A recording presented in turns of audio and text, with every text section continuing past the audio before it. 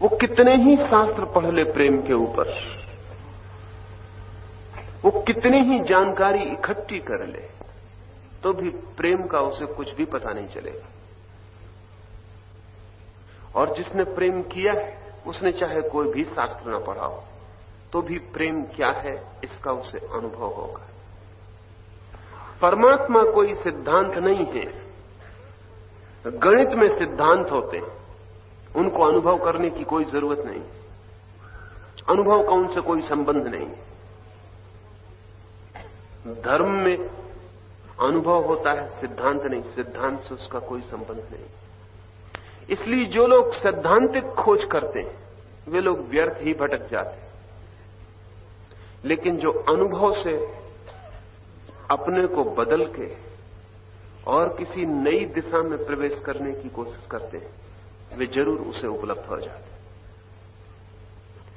तीसरी बात, आपके पास जो बुद्धि है वो बुद्धि आपकी पूर्णता नहीं है,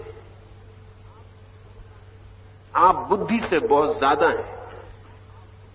जैसे मेरा हाथ सिर्फ मेरा हाथ है, हाथ से मैं बहुत ज्यादा हूं। मेरा पैर सिर्फ मेरा पैर, मैं पैर से बहुत ज्यादा हूं।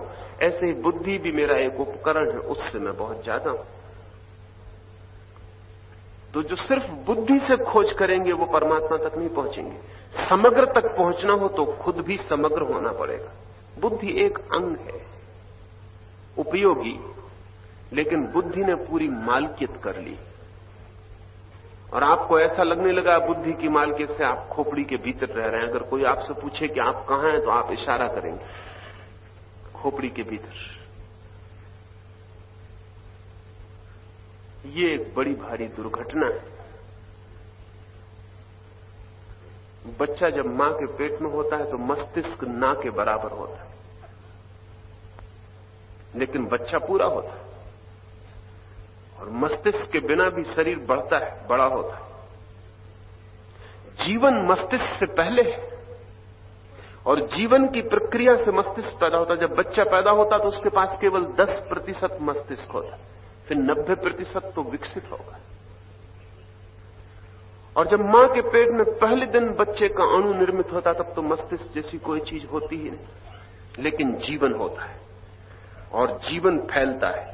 जिस तरह पैर बढ़ता है, हाथ बढ़ते हैं, उसी तरह मस्तिष्क भी बढ़ता है। जीवन की एक शाखा है।